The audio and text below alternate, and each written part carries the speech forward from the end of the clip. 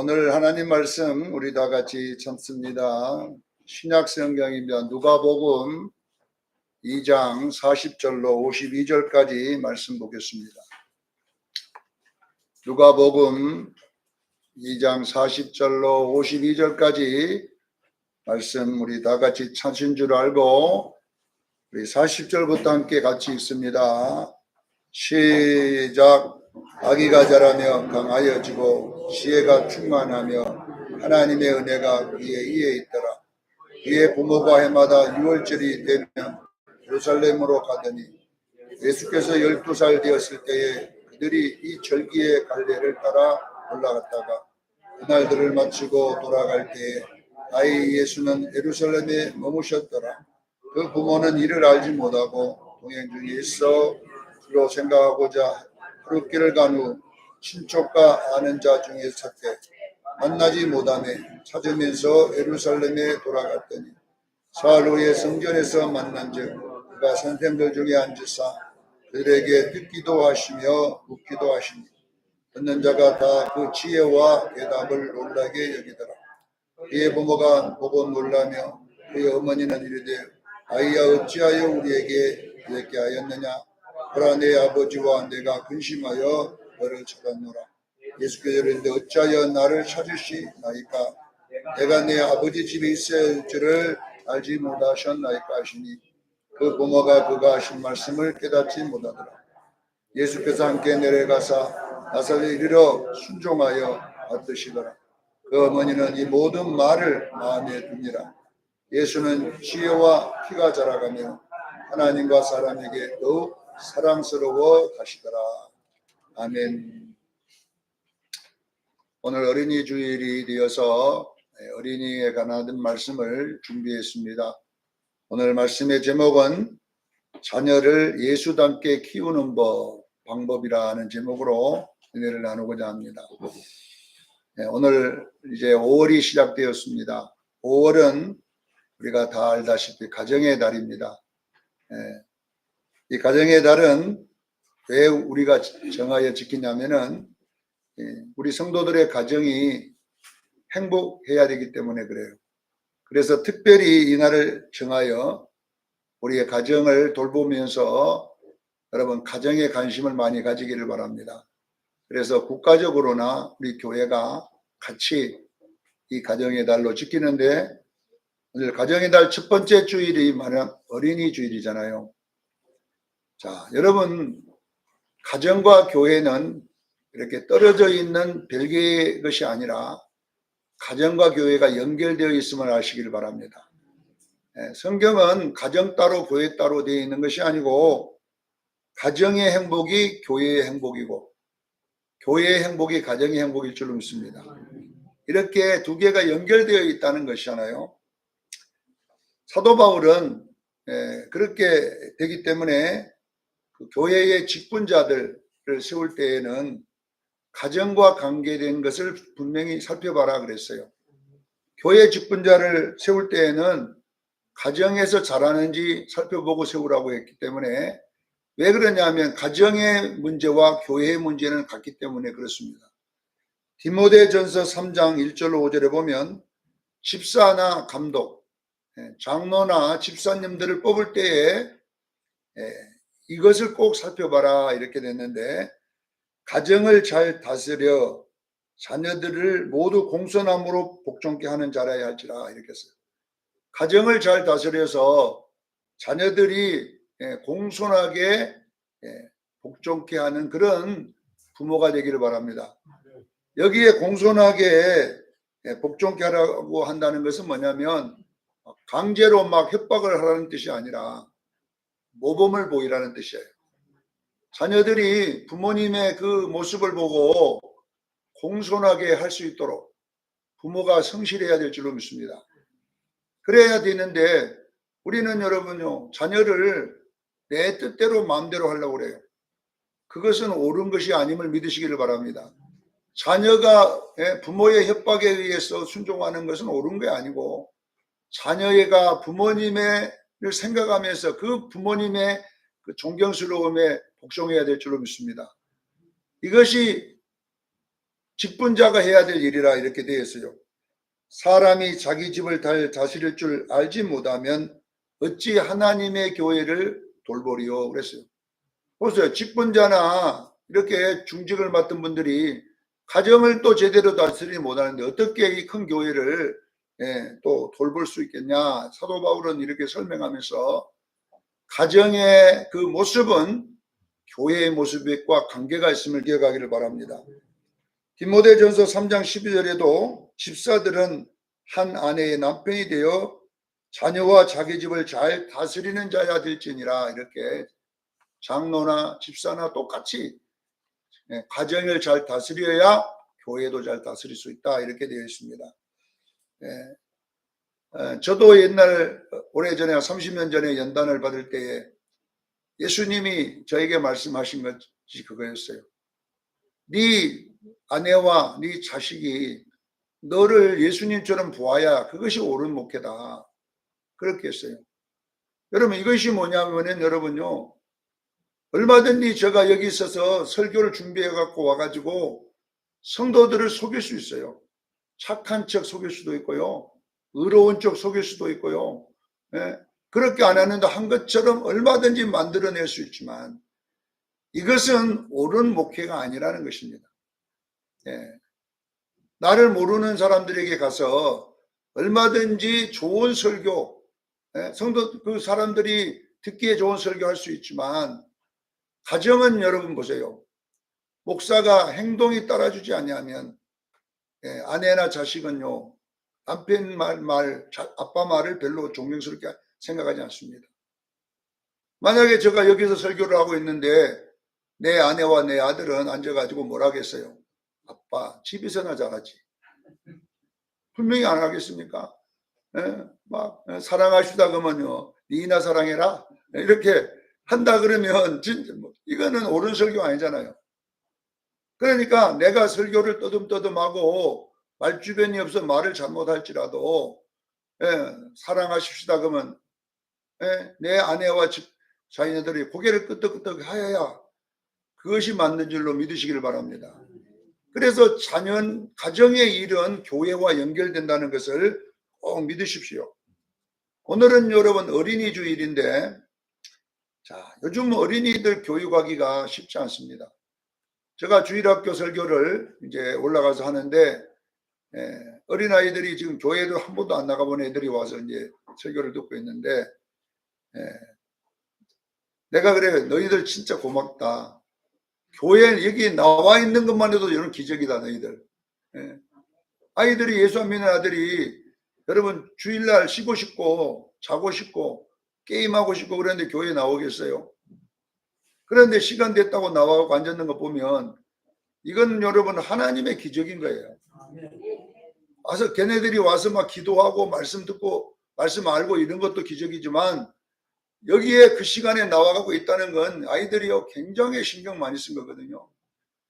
그래서 얘네들을 이렇게 가르쳐 보면 많이 잘 듣지는 못하지만 그래도 앉았다는 거에 감사하고 설교를 합니다. 왜냐하면 지금요 아이들이 스마트폰 시대 아닙니까? 어려서 눈 뜨면요 바로 스마트폰 갖다 주잖아요. 아이들 조금이라도 이제 뭔가 돌아오면 아이들에게 울면 스마트폰 갖다 주고 또 혼자 있을 때 스마트폰 주면 애들이 조용하니까 우리가 너무 스마트폰에게 아이를 맡기는 시대예요. 근데 내가 스마트폰에 가만히 아이들 게임을 이렇게 쳐다보니까 폭력적인 게 너무 많아. 막 권투하고 막 발로 걷어차고 막 총으로 쏘고 막 뭔가 이런 것들이 많더라고 보니까 이런 것들을 어릴 때부터 접하면요 애들에게도 이런 폭력성이 나타날 수 있잖아요. 이런 시대에 살고 있는데요. 잠언 22장 6절에 보면 마땅히 행할 길을 아이에게 가르치라. 그리하면 늙어서도 그것을 떠나지 아니하리라. 자, 여러분 보세요. 아이들이 자랄 때에는 그들의 정신과 이런 인격들이 성장해 가는데요. 어릴 때에 딱 성장된 인격은 늙어서까지 간다는 말입니다. 어릴 때 폭력성을 접하면 나이 들어도 폭력성이 접하고 어릴 때 사랑을 접하면 나이가 들어도 사랑이 될 줄로 믿습니다. 이렇게 되기 때문에 어린이 교육은 굉장히 중요하다는 거잖아요. 자, 미국에 이제 우리가 뭐 어린이들 이야기만 할 때마다 유태인 이야기를 해줍니다. 유대인들. 미국에 있는 유대인들은 약 3% 정도 된다고 그래요. 3% 되는데 보니까 대학 교수가 30%예요. 미국에. 30%. 이 3%의 유대인들이 지성인들이 대학 교수 되면 나름대로 지성인들이잖아요. 이 퍼센트가 30%고 노벨 수상자만 해도 15%가 된다. 이렇게 조사 결과가 나와 있습니다. 그래서 이 내용들을 분석해 본 그 사람이 써놓은 걸 보니까 유대인들에게 이런 엄청난 결과들이 생기는 이유에 대하여 이렇게 설명했어요. 그들은요, 아이들에게 마귀가 어떤 정보를 그들에게 넣기 전에 하나님의 말씀을 넣는답니다. 아이들이 정말 말을 배우기 전에, 아직 말을 하기 전에 말씀을 가르쳐 준다. 계속 읽어줘, 성경을. 계속 읽어줬더니 이네들 속에 말은 하지 못하지만 그 성경의 말이 그들에게 입력이 되더라는 거예요. 또요, 글을 배우기 전에 성경을 쓰게 만든답니다. 글을. 그러니까 그들은요, 글이 어디서 터지냐면 성경에서 터지기 시작하는 거예요. 그랬더니 결론은 뭡니까? 그들이 신앙이 변질되지 않고 유대인들이 나라를 잃고 엄청난 방황의 세월에서도 그들의 신앙의 정체성이 흔들리지 않고 유지할 수 있었던 것은 뭐냐? 바로 어린이 교육이었습니다. 어릴 때에 말이 열리기 전에 성경을 들려주고 또 글을 배우기 전에 성경을 통하여 글을 배우는 거예요. 다시 성경을 쓰게 만들어서 글이 터지기 시작하는 거예요. 이렇게 했더니 그네들이 결론은 지혜가 있어서 나중에 훌륭한 미국 사회를 이끄는 중요한 인물들이 되었다는 것입니다. 사랑하는 성도 여러분, 우리도 예수님 닮게 키워야 될 줄로 믿습니다. 어린아이를 예수님 닮게 키우는 것이 모범이잖아요. 그래서 오늘 본문에 보면 2장 40절에 보니까 예수님을 아이라 이렇게 하는, 예수님이라 하지 않고 아이가 자라며, 성경 기자가 왜 예수님이라고 안 쓰고 아이라고 썼을까 이런 생각을 제가 해보거든요. 여러분 성경 읽을 때 그냥 넘어가지만 저는 왜 예수님을 여기는 아이라 이렇게 했을까? 아이가 자라며 강화해지고 지혜가 충만하며 하나님의 은혜가 그 이에 있더라 이렇게 되어 있어요. 자, 여기에 아이라고 일부러 한 것은 뭐냐면 우리 예수님은 우리 어린이의 모델임을 믿으시기를 바랍니다. 예수님이라고 해버리면 예수님이니까 당연히 그렇게 되지 이렇게 생각할까 봐서 여기는 예수님을 그냥 사람으로만 말하는 거예요. 아이가 자라며 강하여지고 지혜가 충만하며 하나님의 은혜가 그 위에 있게 될 때에 이것이 바로 축복받은 아이임을 믿으시길 바랍니다. 자, 2장 52절에도 보면 똑같은 이야기를 했어요. 지혜와 키가 자라며 하나님과 사람 앞에 더욱 사랑스러워지더라. 여기 보니까 지혜와 함께 키가 같이 자라는 거예요. 그러니까 몸이 자라니까 거기에 맞는 인격도 자라가지고 결국은 사랑과 하나님 앞에서 더욱 사랑받는 자가 되더라. 우리의 자녀들이 이렇게 되었으면 좋겠습니다. 할렐루야. 우리의 후손들이 이렇게 되었으면 좋겠습니다. 그래서 오늘 우리는 이런 아이가 만들어지려면 어떻게 해야 되냐? 예수님처럼 이런 아이가 되기 위해서는 우리가 4가지만 하면 되는 거예요.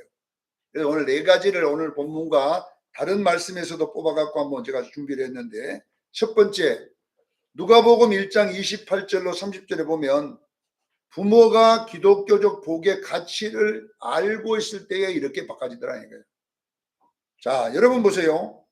누가복음 1장 28절 30절에는 어떤 내용이 나와 있냐면 가브리엘 천사가 예수님이 이 땅에 오는 가정을 마리아를 통해 오도록 할 때에 이제 예수님의 소식을 마리아에게 전할 때에 마리아에게 한 말씀이 뭐냐면요. 은혜를 받은 자여, 은혜를 받은 마리아여. 어떤 자다고요? 은혜를 받다. 자, 이 은혜라고 하는 이 단어를 찾아보니까 제가 헬라어 원어를 한번 찾아보니까 카리토라는 단어가 카리토, 이 무슨 말이냐면 현실의 벽을 넘어 누리는 영적 기쁨과 행복이라 이래 있어요. 현실의 문제를 넘어서 영적으로 행복과 여러분 기쁨을 누리는 상태에 이렇게 되어 있습니다. 사랑하는 성도 여러분, 은혜 받은 사람은요, 현실의 문제에 빠지지 않고 영적으로 누리는 행복감이 있을 줄로 믿습니다. 이것이 뭐냐 그러면 은혜예요. 그러니까 마리아는 실제적으로 삶은 그렇게 넉넉하지 않았습니다. 왜 그러냐면 마리아가 요셉에게 시집갈 때는 부잣집이 아니었을 거예요. 왜냐하면 요셉이라는 사람은 나사렛에 살았잖아요. 그러면 제가 계속 설교할 때마다 이 이야기 하는데, 자, 이스라엘이라는 땅에서 제일로 잘 사는 사람들이 어디 사는? 예루살렘에 살았습니다. 유다와 예루살렘. 유대와 예루살렘에 사는 사람들은 좀 부자들이에요. 잘 사는 사람들이고. 이스라엘에서 좀 가난한 사람이 어디 살았냐? 갈릴리 땅에 살았어요. 외곽에 있는 저쪽 산 중에 있는 갈릴리지에 살았어요. 자, 갈릴리라는 마을은 가난한 사람이 많이 산 마을인데, 그 갈릴리에서 또 가난한 동네가 어디냐면 나사렛 동네예요. 한번 지금 순서를 한번 보자. 얼마나 가난한지 한번 보세요. 예루살렘에서 가난한 동네가 갈릴리, 갈릴리에서 가난한 동네가 나사렛, 나사렛에서 제일로 가난한 사람이 목수. 얼마나 가난했겠어요. 보세요. 이 목수의 아들한테, 목수한테 누가 시집을 갔냐 그러면 마리아가 시집을 갔으니까. 여러분 생각해 보세요. 부잣집에 어쨌든 눈이 맞아가지고 대기업 아딸이 가난한 직원하고 그런 일도 있었지만은 실질적으로 이 당시에는 눈 맞은 게 청혼을 했어요. 이렇게 부모님들이 이렇게 엮을 때는 어쩌면 여러분요 가정 형편이 비슷한 사람끼리 만나실 거 아닙니까? 그러니까 보면은요 마리아의 집은 그렇게 부유한 집안이 아니었다는 것을 알 수가 있어요. 그런데 마리아는 여러분 그런 현실 속에서도 하나님의 은혜가 그에게 있었기 때문에 그는 행복하고 평안했음을 믿으시기를 바랍니다. 사랑하는 성도 여러분요, 부모가 이런 여러분 하나님의 평강과 기쁨이 있기를 주님 축원합니다. 최고 중요한 것은 뭐냐? 은혜를 받은 자여. 이 말은 뭐냐 그러면 너는 하나님의 은혜로 평안하고 행복하는구나. 이런 아버지 가정에서 여러분요 믿음의 후손이 나온다니까요. 이런 사람 속에서 여러분요 축복의 자녀가 나올 줄로 믿습니다.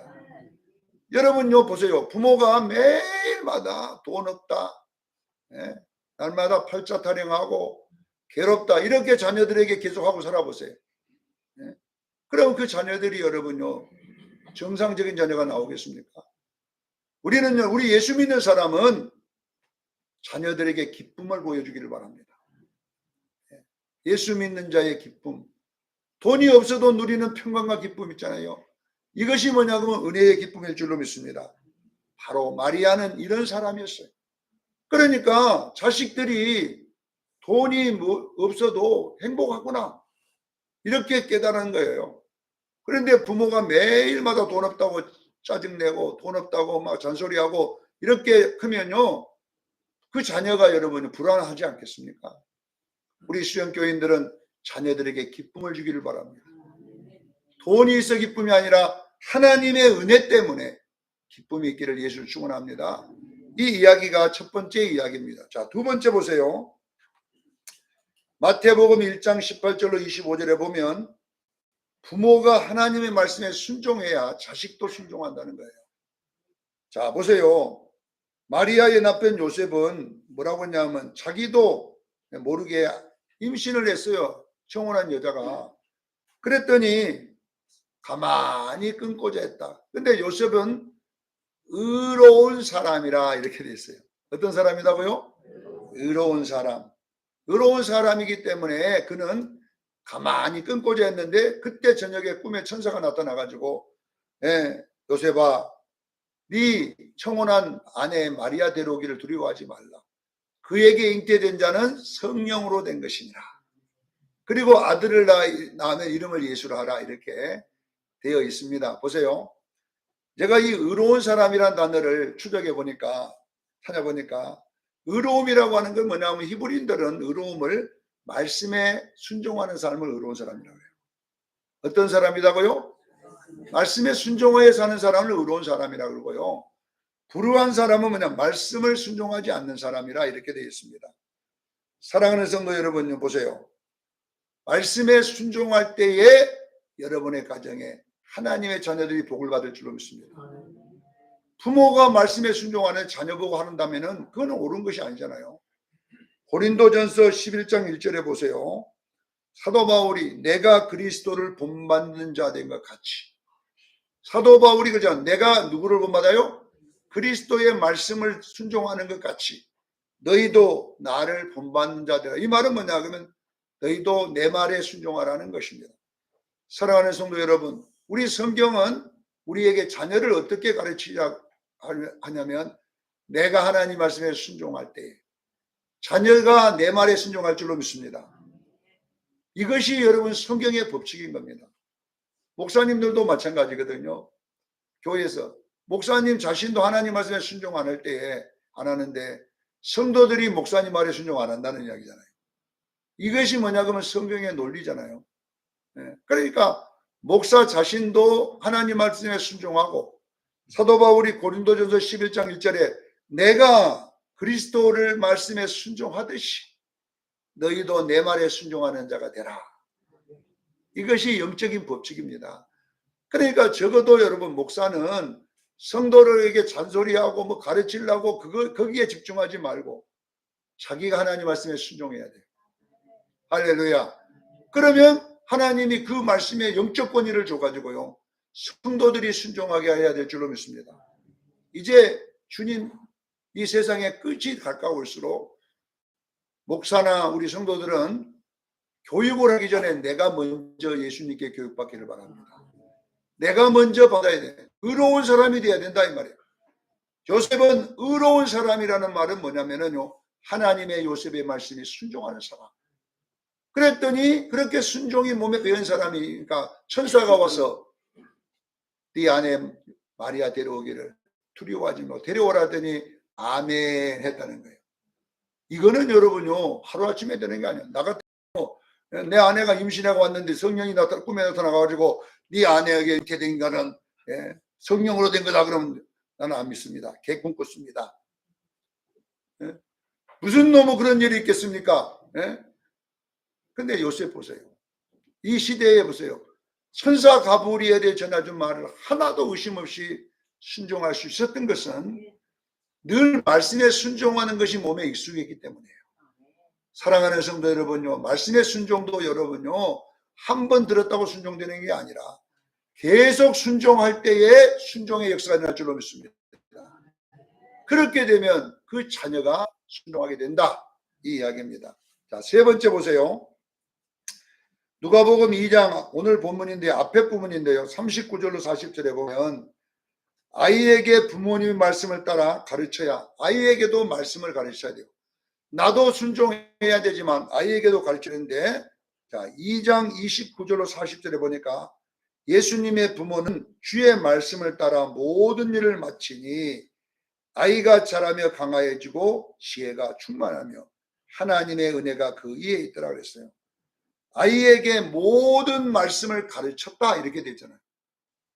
주의 말씀을 따라 모든 일을 다 행하여 마치니 이렇게 되어 있습니다. 분명하게 우리 아이들에게는 말씀 가르치기 바랍니다. 성경을 적어도 한 번이라도 읽게 만들어야 돼요. 여러분요 아이가 여러분들 습관을 잘 들여야 돼요. 내 집 아이가 일어나자마자 텔레비전 딱 들고 이래마자 핸드폰 들고 이렇게 몸에 배이면 그렇게 되거든요. 그런데 일어나자마자 말씀 한 장 읽고 하루를 시작하게끔 만들고 일어나자마자 기도하고 시작하게 만들고 이렇게 여러분들이 자꾸 하면 그 아이가 어릴 때부터 몸든 것이요 배어 있을 줄로 믿습니다. 그래가지고 여러분요 아이에게 식사할 때도 꼭 기도하고 먹어라 이래야 돼요. 여러분요 아이가 어디 갔어요 딱 기도하고 먹으면 얼마나 좋겠어요. 또 운동 경기를 잘한다면 우리 아이가 운동을 잘 해갖고 국가대표가 되었는데 또 운동 그 시합하기 전에 하나님께 기도하고 하면 얼마나 멋집니까? 그 아무나 되는 게 아니거든요. 그거는요 훈련되지 않냐면요 불가능해요. 전 국민이 보고 있는데 하나님 앞에 다 기도한다는 건 쉬운 일이 아니거든요. 그러나 여러분 어릴 때부터 여러분 그렇게 배우면요, 훈련되면요, 할 줄로 믿습니다. 그래서 아이들이 어떤 일을 행할 때는 항상 기도함으로 하도록 여러분들이 가르쳐야 될 줄로 믿습니다. 이렇게 예수님을 가르쳤다는 이야기예요. 예수님 부모가 예수님에게 그냥 예수니까 다 되지 이런 게 아니라 말씀을 따라 모든 것을 가르쳤더니 어떻게 되느냐? 아이가 자라며 강하여지고 지혜가 충만하여지고 하나님의 은혜가 그에게 있음을 믿으시기를 바랍니다. 아이가 말씀을 행하니까 그렇게 됐다고 그러잖아요. 정확하게. 그냥 된 게 아니에요. 아이가 성경 한 절에도 읽고 시작할 때 기도라도 하고 이렇게 하니까 그 아이 속에는 은혜가 자라고 성령이 충만하고 지혜가 충만한 그런 아이가 되었다라는 것을 꼭 기억하기를 바랍니다. 잠언 22장 6절에 마땅히 행할 길을 그래서 아이에게 가르쳐라. 그래야 그 아이가 어디를 가든지 그 말씀대로 살아갈 것이니라. 이렇게 했기 때문에 여러분 축복받을 줄로 믿습니다. 자, 잠언 22장 6절에 이렇게 아이에게 마땅히 행할 길을 가르치라. 그리하면 늙어도 떠나지 아니라 해놓고 앞에 부분 잠언 22장 4절에 뭐라고 기록된 줄 아세요? 겸손과 여호와를 경외함의 보상은 재물과 영광과 생명이니라. 할렐루야. 아이에게 마땅히 행할 길을 가르치면 여호와를 경외하게 됐는데 그렇게 경외하면은 첫째 뭐냐? 보상을 주는데요. 재물을 얻을 수 있는 보상을 주시고 그 다음에 영광을 얻는 보상을 주시고 생명을 얻는 보상을 줄 줄로 믿습니다. 우리 수정교회에서 이런 훌륭한 자녀들이 나오기를 예수 이름으로 축원합니다. 자, 네 번째 마지막 본문이다. 오늘 본문입니다. 누가복음 2장 41절로 52절에 보면 말씀을 잘 지키는 아이는 하나님과 사람 앞에 더욱 사랑스러워지더라고요. 여러분 오늘 본문에 나와 있는 마지막 절에 정확하게 나와 있는 내용이 뭐냐 하면 예수님은 지혜와 키가 자라가면서 하나님과 사람 앞에 더욱 사랑스러워져 가더라. 자, 예수님이 어느 정도 말씀을 집중했냐 그러면요 46절에 보니까 예수님이 성전에 최고로 성경을 잘하는 랍비들과 함께 앉아서 말씀을 듣기도 하고 묻기도 하셨다 그랬어요. 이 어려운 랍비들의 설교를 이 조그만 아이가 예수님이 이때 얼마나 아이입니까? 아이야 왜 네가 부모를 걱정했느냐. 이 아이라고 그러잖아요. 예수님 12살 전이니까. 여러분요 12살도 되기 전에 그 어려운 질문을 랍비들에게 한 거예요. 이거는 여러분요 그냥 성령님이 역사에서 된 게 아니라 성경을 늘 읽었기 때문에 이런 말씀을 깨달은 거예요. 아, 성경을 읽다가 이 아이가 야 이거 신기하다. 이건 뭘까? 그래서 랍비들에게 물은 거예요. 그리고 랍비들이 설명을 듣기도 했더니 47절에 뭐라고 합니까? 예수님의 말씀을 듣는 주변 사람들이 그 지혜와 대답함에 놀라게 여기더라. 할렐루야. 나는 우리 주일 학생들 중에 우리의 자녀 중에 이렇게 성경을 좋아하는 자들이 일어나기를 원합니다. 참, 성경이 있다가 궁금하면 목사님에게 와서 묻는 아이가 나와야 되잖아요. 근데 오늘날 우리가 자꾸 아이들이 성경만 멀어지고 있어요. 우리 수정교인들도 그렇게 되면 안 돼요. 여러분들요 성경과 가까이 되면요 복을 받을 줄로 믿습니다. 이번 어린이 주일날은 우리 부모님들도 집에서 성경 있는 것을 보여주세요. 아이들과 함께 집에서 모여갖고도 좀 같이 있고 하루에 한 장이라도 같이 있고 그렇게 하다 보면요 분명하게 여러분 아이에게도 은혜가 충만하고 성령이 충만하고 지혜가 충만해서 사람들과 하나님 앞에서 이렇게 사랑스러워져 가는 자가 되면 얼마나 좋겠습니까? 우리 수정교인들이요 어린이 주일을 통해 우리가 성경 안 읽는데 아이들이 있겠습니까? 우리가 성경을 옥상 위에다 올려놓고 먼지가 탁 새고 주일 나올 때 탁탁 들어가지고 들고 오는데 아이들이 성경이 있겠냐. 우리 부모님들은 늘 성경이 읽으시구나. 성경만 읽어도 여러분요 치매가 없다고 그러잖아요. 그거는 제가 하는 게 아니라 그런 경험 있는 나이 든 권사님들 있잖아요. 여러분요 치매 걱정 안 하려면요 성경을 여러분요 하루에 한 장씩만 읽어도요 없어질 줄로 믿습니다. 집에서 뭐 때문에 염려만 그렇게 몽땅하고 있습니까? 염려할 시간에 성경 읽고 성경을 묵상하고 이렇게 하면 여러분요, 오늘 이 본문의 말씀에 축복이 일어날 줄로 믿습니다. 수정교인들이요, 집에서 성경 좀 읽으세요. 네, 성경. 네, 한 주간에 한 장 읽는 사람도 지금 여기 보면 손 들어보라 그러면 안 들을 것 같아서 내가 들을 말 안 합니다. 창피할까 봐서. 네, 한 주간에 한 장 있습니까? 네, 그러면 또 안 들면은 아유 건사가 되고 한 장도 못 읽는다 이런 소리 들을까 봐서 네, 속으로만 들게 하는데, 여러분 오늘 본문의 말씀은 이 예수님은요, 이 랍비들에게 성경을 묻기도 하고 듣기도 하는데 그 듣고 묻는 것을 바라본 주변 사람들이 야 놀랐다. 어떻게 이 아이가 저런 부분을 생각할 수가 있냐. 이렇게 되묻는데 그것만 아니라 여러보세요. 오늘 이 예수님이 자기를 찾아온 부모들에게 뭐라고 합니까? 아니 내가 아버지 집에 있어야 될 줄을 왜 모릅니까? 이렇게 했다는 거예요. 이게 무슨 이야기입니까 여러분요? 이렇게 성경을 아는 아이는요, 교회 가기를 좋아한다는 거예요. 성전에 있어야 될 것을 안다는 거잖아요. 사랑하는 성도 여러분, 우리 아이들이 이렇게 자라기를 예수 이름으로 축원합니다. 기도하겠습니다. 걸어가시는